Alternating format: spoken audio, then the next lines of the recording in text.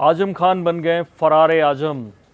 जी हाँ, बड़ा दिलचस्प मामला है कि रामपुर में आजम खान पर 25,000 रुपये का इनाम रख दिया गया है कि जो उनके बारे में सूचना देगा, बताएगा, उसको 25,000 रुपये नगद इनाम दिया जाएगा। और ये इनाम प्रशासन ने नहीं रखा है, बल्कि रामपुर के ही एक मौलाना ने रखा है। मौलाना है बाबू अली।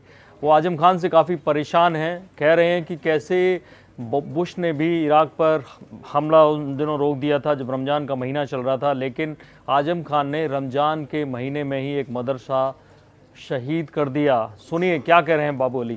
घोषित किया मैंने साहब इसलिए इनाम घोषित किया है कि हमारा हिंदुस्तान जब से आज़ाद हुआ है आज तक किसी हमारे हिंदू भाई ने कोई मदरसा मस्जिद नहीं शहीद की। ये आज़म खान एक ऐसे नाम नेहात नेता मुसलमानों के लीडर हैं। इन्होंने रमज़ान के महीने में हमारा जामिया सईदिया मदरसा शहीद किया और उसके 3 दिन के बाद मुझे अरेस्ट करा के जेल भेज दिया। और फिर हमारे ऊपर जेल में भी बड़ी प्रताड़ित किया जाता था। 8 नंबर बैरिक में डाला और फिर ये कहा जेलर से कि इनसे घास खुदवाओ, नालियाँ साफ कराओ।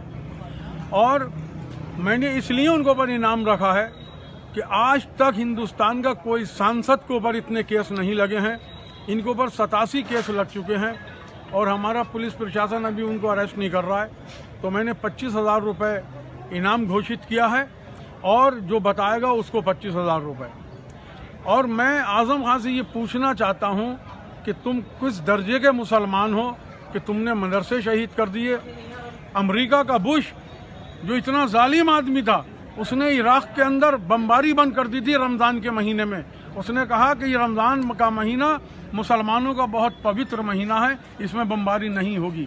और इस रामपुर के बुश ने हमारे रामपुर में मदरसे शहीद किए और हमें जेल में डाला, मेरे पूरे परिवार को जेल में डाला, मेरे बच्चों को, मेरे भाइयों को, चचाजादे, मेरे चचाओं को।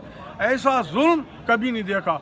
तो इन मौलाना की बात सुनकर कम से कम आप ये समझ गए होंगे कि कैसे जिस आजम खान को पूरे यूपी में ही नहीं पूरे देश भर में मुसलमानों का नेता माना जाता है, उनकी आवाज़ माना जाता है, और भले ही वो माने ना माने, लेकिन आजम खान ज़रूर अपने आप को एक मुस्लिम नेता के तौर पर पेश करते आए और इसी की वजह से समाजवादी पार्टी में उनकी पूछ है। लेकिन हकीकत ये भी है कि उन पर जितने मुकदमे हुए हैं, 87 मुकदमे अब तक हुए हैं, उन 87 मुकदमों में से आधे प्रशासन के हैं तो आधे मुसलमानों के हैं जो आसपास रामपुर में ही रहते हैं, जिनके साथ आजम खान ने गलत किया, उनकी ज़मीनें कब्जाईं या उनको किसी न किसी बहाने आपसी रंजिश के तहत जेल भिजवाया, जैसा कि ये मौलाना कह रहे। तो ये बड़ी बात है। अब देखते हैं कि इस मामले में और क्या दिलचस्प होता है, आपको ज़रूर बताएंगे। देखते रहिए इंडिया न्यूज़, सब्सक्राइब करें इन खबर। थैंक यू, नमस्कार। इन खबर चैनल को सब्सक्राइब करें और बेल आइकन दबाना ना भूलें।